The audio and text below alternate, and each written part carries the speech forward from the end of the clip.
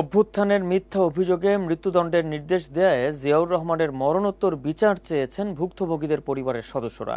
শুক্রবার জাতীয় প্রেস ক্লাবের সামনে মানববন্ধন করে এ দাবি জানিয়েছেন তারা।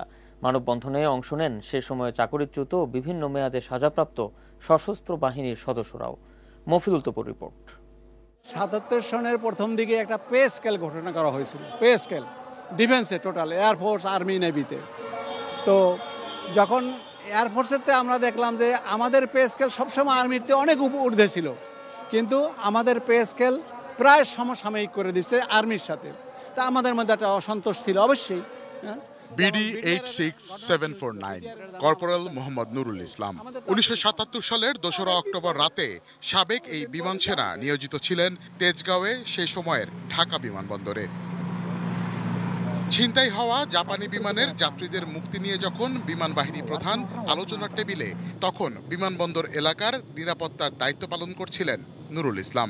নির্ধারিত ডিউটি শেষে ব্যারাকে ফেরার পর কর্পোরাল নুরুল শুনতে পান মুহুর্মুহু গুলির শব্দ।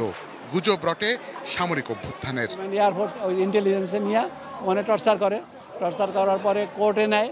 কোর্টে নেওয়ার পরে আবার ওখানে কোনো কিছু শুনতে চায়নি, তারা না শুনেই 4 বছর সাজা ডিক্লেয়ার করে দিচ্ছে।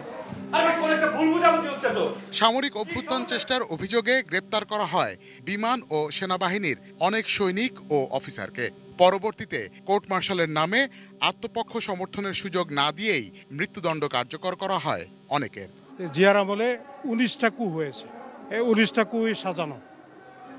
এই কু নাটক করে তারপরে যে কোনো মুক্তিযোদ্ধা অফিসার যারা খেতাবপ্রাপ্ত তাদেরকে ধরে এনে ভিকটিম বানাই দিয়েছে। 1977 থেকে 1981 এই 4 বছরে সামরিক অভ্যুত্থানের অভিযোগে মৃত্যুদণ্ড কার্যকর করা হয় সশস্ত্র বাহিনীর 1400 থেকে 1600 সদস্যের। চাকরিচ্যুত ও নানা মেয়াদে সাজা ভোগ করেন আরও অনেকে। ভুক্তভোগীদের পরিবারের দাবি, বিনা বিচারে হত্যার দায়ে জিয়াউর রহমানের মরণোত্তর বিচার। 22 দিন হয়েছে দিয়েছে, আসছে পুরো শরীরে সিগারেটের দাগ, সিগারেটের আগুন দিয়ে শেক দিয়েছে, অনেক টর্চারিং করছে। সে 2 মাসও সুস্থ হইতে পারে নাই, কথা ঠিক মতো বলতে পারতো না, এত টর্চারিং করছে।